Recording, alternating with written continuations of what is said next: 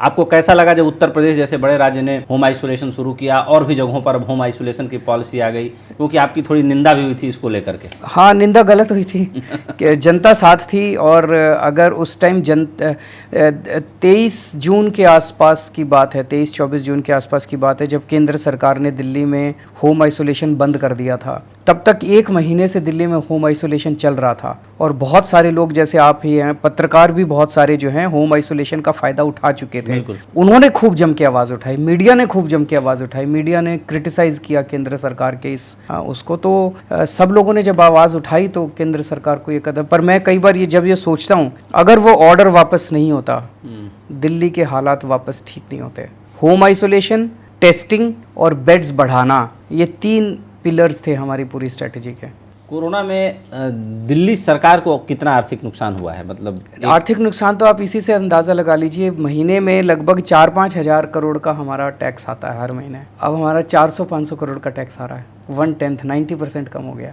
तो बहुत ज़्यादा आर्थिक नुकसान है, किसी तरह से अभी चला रहे हैं। और बस यही है कि जल्दी स्थिति सुधरे। अगर जल्दी स्थिति सुधरेगी तो टैक्स आना चालू होगा। तो आम तौर पर जो सरकारी कर्मचारियों के ऊपर ये तमगा लगता है, या एक साइकोलॉजी बनी हुई है कि सरकारी कर्मचारी काम नहीं करता, 10 से 5 बजे के बाद अपना टिफिन उठाता है, भागने की फिराक में रहता है। जिस तरीके से डोर टू डोर सर्वे आपने कराया, सीरोलॉजिकल सर्वे कराया, एंटीबॉडीज़ टेस्ट की जा रही हैं, ऐसे कठिन हालात में आपने तमाम दिल्ली सरकार के जो लाखों सरकारी कर्मचारी हैं, हॉस्पिटल से लेकर के और भी, ये सब कैसे पॉसिबल हो पाया? इतना मैकेनिज्म आपने कैसे बनाया, थोड़ा इसको बताइए। इसके लिए मैं अपने सारे सरकारी कर्मचारियों को, अधिकारियों को, डॉक्टर्स को, नर्सेज को, हमारे सिविल डिफेंस वॉलंटियर्स को, आशा वर्कर्स को, ये हमारे लोग हैं जिन्होंने मेहनत की। के अंदर जो इंस्पिरेशन और मोटिवेशन था जी, कई डॉक्टर्स और नर्सेज को तो मैं जानता हूँ जो घर गए ही नहीं, कई 2-2, 3-3 महीने तक घर नहीं गए, वहीं सोते थे हॉस्पिटल में, वहीं खाते थे, वहीं पीते थे। थोड़ा इंस्पिरेशन हम उन्हें देते थे, थोड़ा हम इंस्पिरेशन हम कुछ ऐसा इस कोरोना में कुछ आप ऐसा नहीं करना चाहेंगे कि ऐसे जितने लोग, वो हजारों या लाखों की तादाद में हो, मुख्यमंत्री की तरफ से एक शानदार एप्रिसिएशन लेटर सबको मिलना चाहिए? मिल रहा है, कईयों को दिया है जी, प्रोसेस जारी है जी।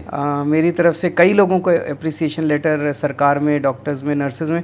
सबसे बड़ी स्कीम जो हुई वो जिसने एक हौसला भी दिया सबको कि अगर किसी के कोई कोरोना की ड्यूटी पे है और कोरोना की ड्यूटी पे रहते हुए अगर उसकी कोरोना होने से मौत हो जाती है तो उसको सरकार 1 करोड़ रुपए का बहुत उसके परिवार को देता है।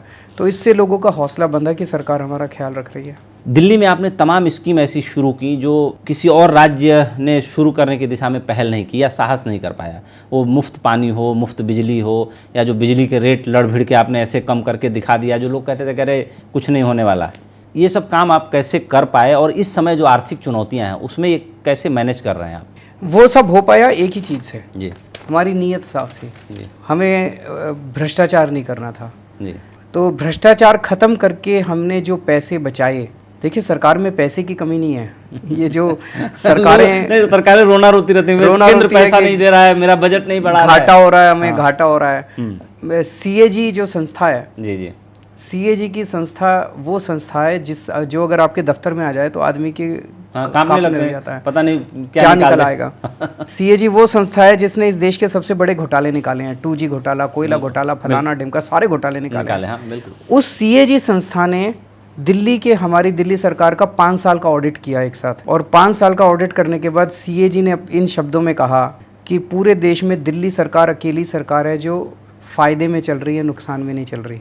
और इसके पहले दिल्ली सरकार नुकसान में चल रही थी, लेकिन पिछले 5 साल में दिल्ली सरकार फ़ायदे में चल रही है। तो कोई उनको घोटाला नहीं मिला, कुछ नहीं मिला। इस तरह का सर्टिफिकेट CAG से मिलना बहुत मुश्किल है, बहुत मैं इसको समझ सकता हूँ। उससे जो पैसे बचे जी, जब भ्रष्टाचार खत्म करके पैसे बचे तो फिर हमने महिलाओं का सफ़र फ्री कर दिया, हमने बिजली मुफ्त कर दी। तो वो पैसा तो जनता का ही है, जनता को तरह तरह से लौटा रहे हैं पैसा। गारंटी कार्ड योजना का भी ऐलान आपने किया था, तो मौजूदा आर्थिक हालात को देखते हुए उस पर क्या काम अभी होगा या थोड़ा आगे बढ़ के करेंगे? थोड़ा तो डिले हो जाएगा बिल्कुल, क्योंकि अभी तो तनख्वाह देने के भी पैसे नहीं बचेंगे। बिल्कुल बिल्कुल बिल्कुल। तो थोड़ा डिले होगा, लेकिन हमारी सारी गारंटी हम कोशिश करेंगे 5 साल में ज़रूर पूरी होगी। शिक्षा को लेकर के दिल्ली में जो आपने वो किया, पहले तो आपको मुबारक हो कि सरकारी स्कूलों का रिजल्ट 98%। कभी इतिहास में 70 साल में नहीं हुआ, नहीं ऐसा कभी पूरे देश में कहीं नहीं आया ऐसा, तो इसके लिए खास मुबारकबाद। लेकिन जो स्कूलों का इंफ्रास्ट्रक्चर, जो मॉडल, जो अध्यापकों में एक भरोसा आपने पैदा किया,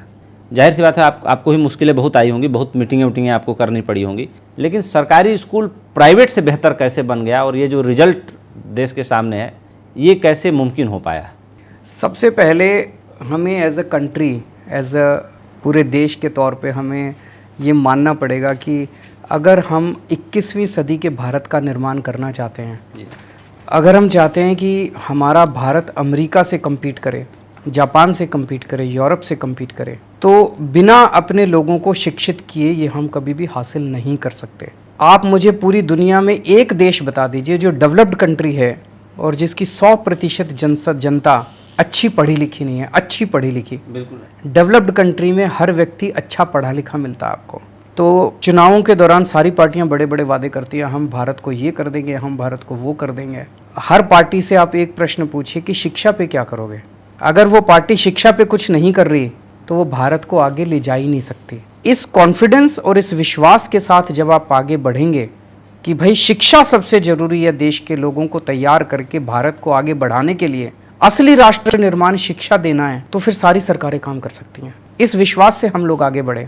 तो सबसे पहले तो हमने स्कूलों की हालत ठीक की। जैसी सरकार बनी, स्कूलों में टॉयलेट्स नहीं थे लड़कियों के लिए, ना नहीं थे, वो घर जाना पड़ता था उनको, अगर बीच में क्लास में अगर उनको, तो सारे टॉयलेट्स ठीक कराए।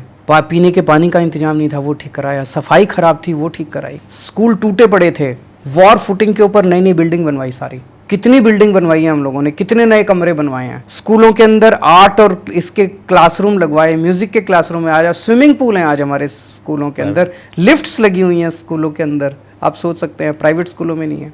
ये सारा ताना बाना, ये सारा इंफ्रास्ट्रक्चर बनवाना तो आसान था, इसमें तो पैसा डालना था। तो हमने बजट जो है, पहले 5,000 करोड़ का बजट होता था दिल्ली में, उसको 15,000 करोड़ कर दिया, 3 गुना बजट कर दिया दिल्ली का।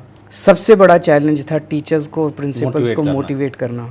जी। तो प्रिंसिपल्स को सबको हमने फॉरेन भेजा ट्रेनिंग के लिए, हार्वर्ड भेजा, कैम्ब्रिज भेजा, अलग अलग देशों में भेजा। तो जो वो लौट के आए, वो 4 जो के आए, उनको लगा यार अब सरकार है जो हमारे साथ है।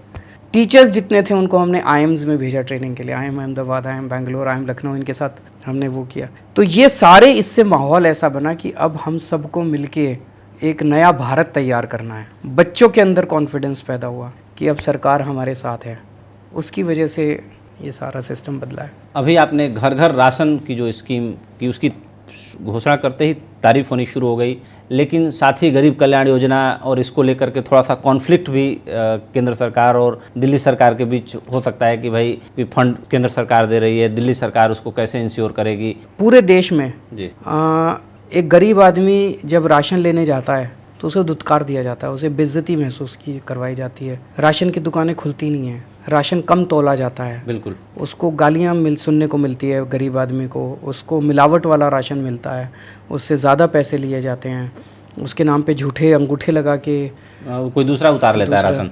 तो जब मैं समाज NGO चलाया करता था परिवर्तन दिल्ली में, तो सुंदर नगरी की झुग्गियों में रहते थे हम लोग। वहाँ झुग्गियों में हमने सूचना के अधिकार कानून को राशन के लिए इस्तेमाल किया था। हम राशन के रिकॉर्ड्स निकलवाते थे सरकारी, और उसमें पता चलता था कि लोगों के नाम पे झूठे दस्तखत कर करके और राशन निकलवा लिया गया, चोरी कर लिया गया। उसके लिए हमारे ऊपर कई बार हमले भी हुए, और हम मतलब खतरनाक किस्म के हमले हुए हम लोगों के ऊपर। तभी से सोचा था कि कुछ करेंगे, लेकिन तब ये नहीं पता था कि एक दिन दिल्ली की जिम्मेदारी भगवान दे देगा और हम खुद ही कर पाएंगे ये। तो अब एक तरह से ये सपना पूरा हुआ। अब लोगों को कोई राशन की दुकान पे जाने की ज़रूरत नहीं है। हम पैकेट में, बोरी में आटा पैक करके और अलग बोरी में चावल पैक करके, अलग बोरी में चीनी पैक करके आपके घर आपको दे जाएंगे। अच्छा लग रहा है सुन के बहुत। भारत देश, मैं हमेशा ये बोलता हूँ, जब भगवान ने पृथ्वी बनाई तो पृथ्वी पे सबसे खूबसूरत जगह उसने भारत बनाई। भारत में किस चीज़ की कमी है? किसी चीज़ की कमी नहीं। और पहाड़ हैं, जंगल हैं, नदियां हैं, पानी है, सारे रिसोर्सेज हैं, सारी जड़ी बूटियां हैं, सारे फसलें उगती हैं। किस चीज़ की कमी है? सब कुछ दिया भगवान ने। और जब भारत ने इंसान बनाया तो सबसे इंटेलिजेंट इंसान उसने भारत में बनाया। यही लोग जब विदेशों में जाते हैं, चाहे गूगल ले लो, ये ले लो, ये ले लो, जितनी मल्टीनेशनल कंपनियां, सारे टॉप पे आपको भारत के लोग बैठे हैं। लेकिन जब हम भारत में आते हैं तो कुछ गड़बड़ हो जाती है। भारत पिछड़ा क्यों है? भारत पिछड़ा हो ही नहीं सकता। सारे रिसोर्सेज, इतने इंटेलिजेंट लोग, हमारी व्यवस्था खराब है। इस व्यवस्था को ठीक करना पड़ेगा हम सबको मिल के। और मेरा अपना दिल कहता है कि भारत दुनिया का नंबर 1 देश बन सकता है।